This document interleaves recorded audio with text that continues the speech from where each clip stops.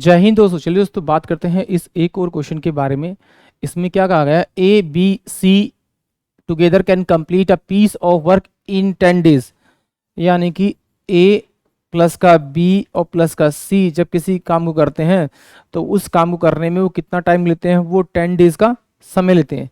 अब यहाँ पे क्या कहा गया, all they 3 start working at it together and after 4 days A left.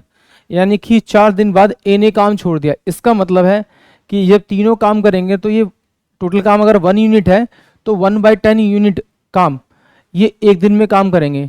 तो इसका मतलब अगर इन दोनों ने, इन सब ने 4 दिन तक काम किया तो इसका मतलब 2/5 यूनिट इन तीनों ने मिलकर काम फिनिश कर लिया। अब कहता है उसमें से क्या हुआ, उसमें से ए चला जाता है तो रिमेनिंग वर्क कितना बचेगा। रिमेनिंग वर्क, क्योंकि टोटल वर्क हमारा एक था तो एक में से मैं जितना काम उन्होंने किया 4 दिन में वो माइनस करूंगा तो मेरे पास रिमेनिंग वर्क कितना बचा आपका 3/5।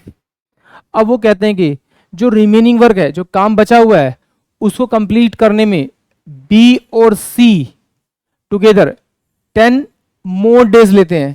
इसका मतलब है कि जो बचा हुआ काम है ये किसने कंप्लीट किया, बी और सी ने कंप्लीट किया। तो इसको पूरा काम कराने के लिए क्या करेंगे, इसको 10 से डिवाइड कर देंगे। तो इसका मतलब कितना आएगा, 50/3 डेज में कौन काम करेगा, ये आपका बी और सी पूरा।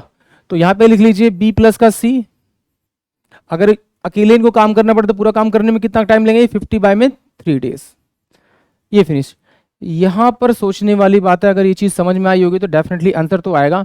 ये तीनों मिलके 10 डेज में कर रहे हैं। टोटल वर्क मैंने 1 माना, 1 को अगर मैं 10 से डिवाइड करूंगा तो एक दिन का यूनिट वर्क आएगा तीनों का।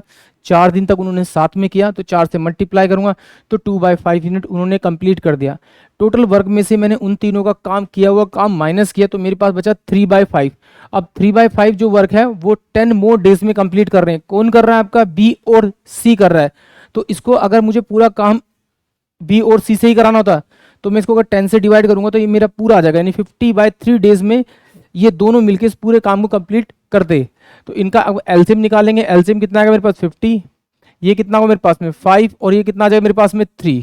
क्योंकि इस 50 को मैं 50/3 से डिवाइड करूंगा तो ये 3 मेरा ऊपर आ जाएगा और यहाँ पे कितना आ जाएगा मेरे पास में 3। अब मुझे कहा गया है कि मुझे जो काम कराना है वो किससे कराना है, ए से कराना है। तो टोटल काम कितना है मेरे पास में 50।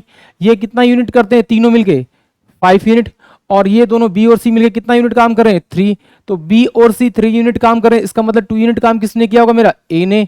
तो इसका मतलब ए की एफिशिएंसी से डिवाइड कर दूं क्योंकि मुझे पता है एक दिन में कितना यूनिट काम करता है 2। तो आंसर कितना आएगा मेरा 25 डेज।